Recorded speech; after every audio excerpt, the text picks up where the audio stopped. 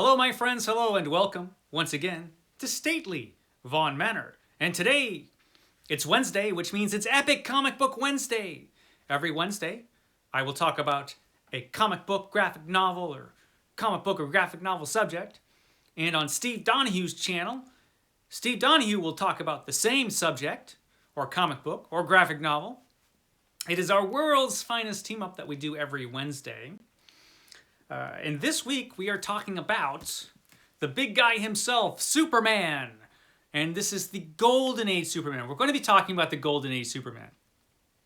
Superman, as he first crashed onto the scene in 1938, created by Jerry Siegel and Joe Shuster. Two teenage kids, or young kids, who came up with the Superman character and sold it to DC Comics and kind of got screwed. But yeah, Superman. We're going to talk about the character Superman as he appeared in these earliest adventures, the Golden Age Superman. Golden Age Superman, a little bit different in many ways to the Superman that we are familiar with now. He was a kind of a different guy back in 1938. Yet, there were a lot of things about Superman in the Superman comic book that just carried on all the way to, the stupid comics we have going on nowadays. So, Golden Age Superman, let's talk about it. First of all, there's a couple ways you can get to the Golden Age Superman. They are available in paperback. The first, I think there were like 4 or 5 volumes, maybe, of Golden Age Superman that are available in paperback. There are 6 omnibuses so far.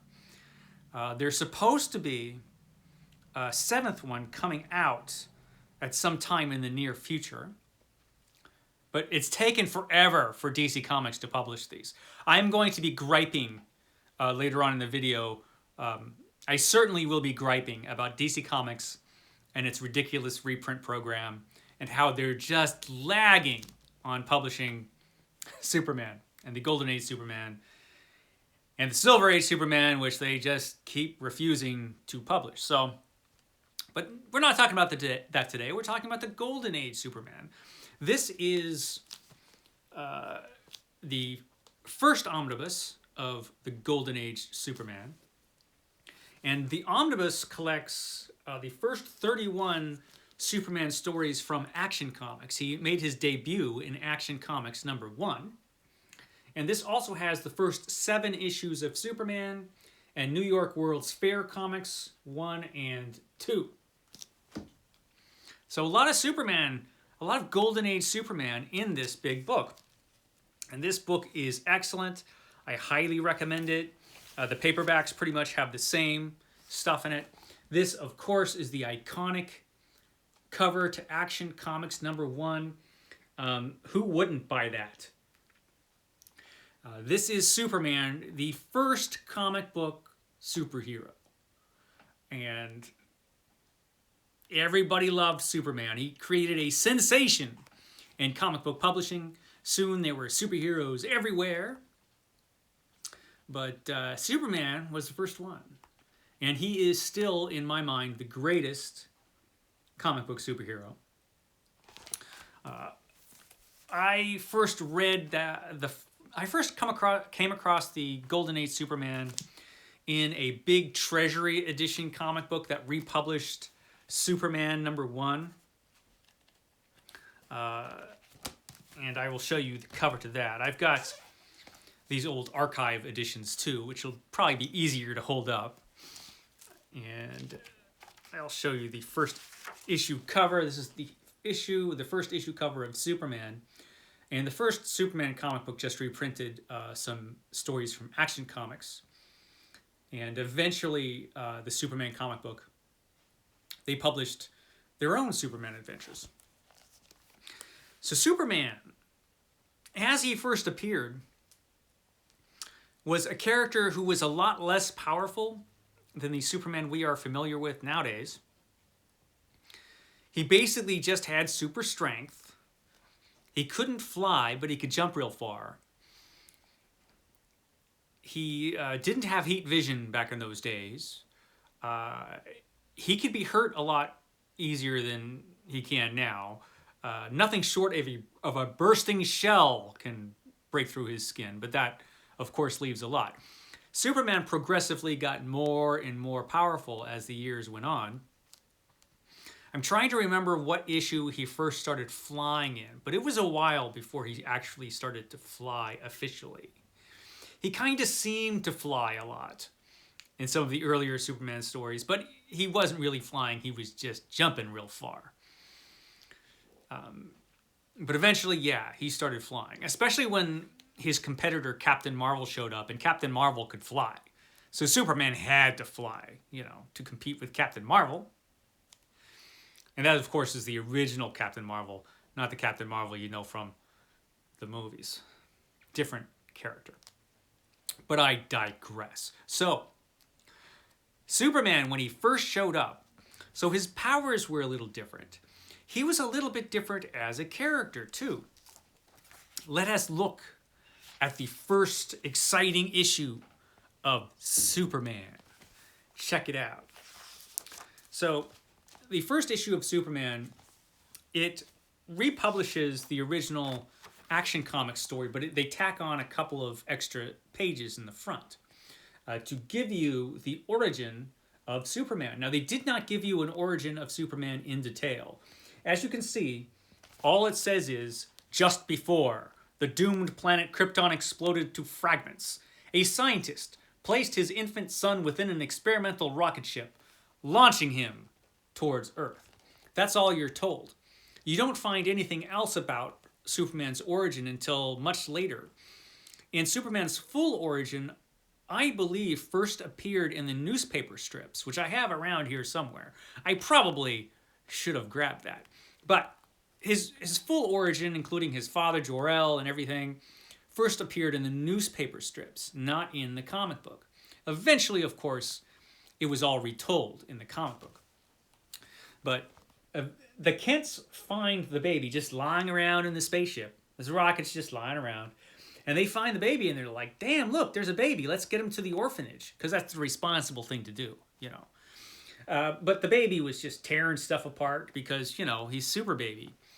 And the Kents are like, dang, we really can't get that kid out of our head. We want to adopt him. And they're like, yeah, please, take this kid. Please take this kid. He's tearing up our orphanage. Now, as Superman grows up, he gets advice from his adopted parents. Now listen to me, Clark. This great strength of yours, you've got to hide it from people, or they'll be scared of you. And his mother says, but when the proper time comes, you must use it to assist humanity. So right from the start, we get that a lot of Clark Kent's values, a lot of Superman's values, he gets from his parents when he's growing up. They teach him about this stuff really early. And we get that from the very first issue of Superman. It's a pretty important part of Superman's character. Then we have the adventures of young Superboy before there really was a Superboy, but this shows that as a lad, he learned he can jump real far. He could jump real far from building to building. He could run faster than a locomotive. He could run faster than a streamlined train, as they put it in this issue. Eventually, his parents pass away. And after his parents die, then he becomes Superman. And that is the first illustration of Superman here in his Superman costume. Now, his Superman costume was actually a really good comic book costume design. Comic books rely a lot on color, and this was a very colorful costume. It was instantly recognizable. Clever design having the S on the chest, although, sometimes they forgot to put it on his chest now and again. The artwork itself in these early issues is pretty crude. And if you just pick up these first issues for the first time, it's like, wow, this stuff is rough.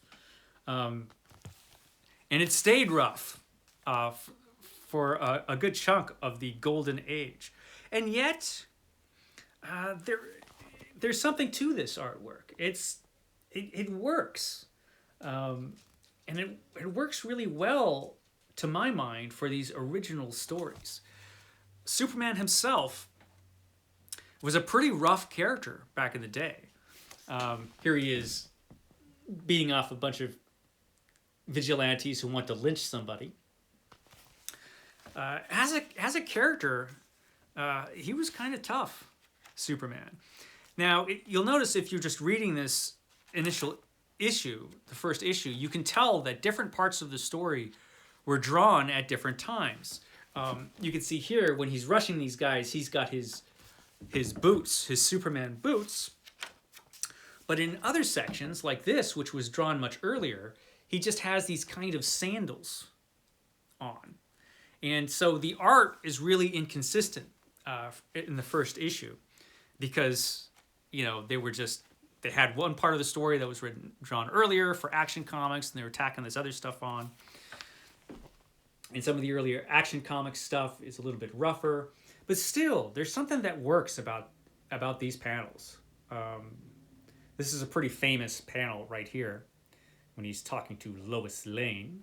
Lois Lane, who was introduced in the first Superman story, and she has, of course, been a major character ever since. And even in the very beginning, her personality was pretty much set. They had Lois Lane down from the beginning as this independent, tough reporter. Let's see. And just as Superman, I'm going to read you some dialogue because it sounds very un-Superman-like. You see that steamer? It's the Bronta. Tomorrow, it leaves for Santa Monte. Unless I find you aboard it, when it sails, I swear, I'll follow you to whatever hole you hide in and tear out your cruel heart with my bare hands.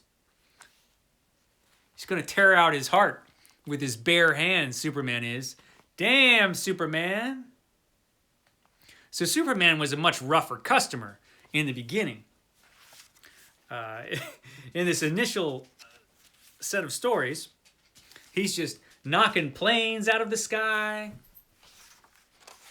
He's throwing people through trees. He means business, this Superman. That's pretty good right there. Superman was pretty tough. And of course, you've got stuff like this in there, scientific explanations for Superman's strength. So he was a work in progress. At this point, of course, later on, we find out that Superman's strength is because of the sun. He absorbs our yellow rays of the sun. But that all comes later. You have these cool things. There's Jerry Siegel and Joe Shuster. When they were originally creating Superman. Eventually, they couldn't do all the Superman stories themselves anymore. Superman just became too popular really quickly. And they had to have help. And so other artists kind of jumped on board. And a lot of the Golden Age Superman stories were illustrated by different people. They used to have these kind of text stories about Superman that would show up in here in the early issues of Superman. It's really kind of fun, interesting stuff. And Superman was a rougher character, but he was always Superman, you know. And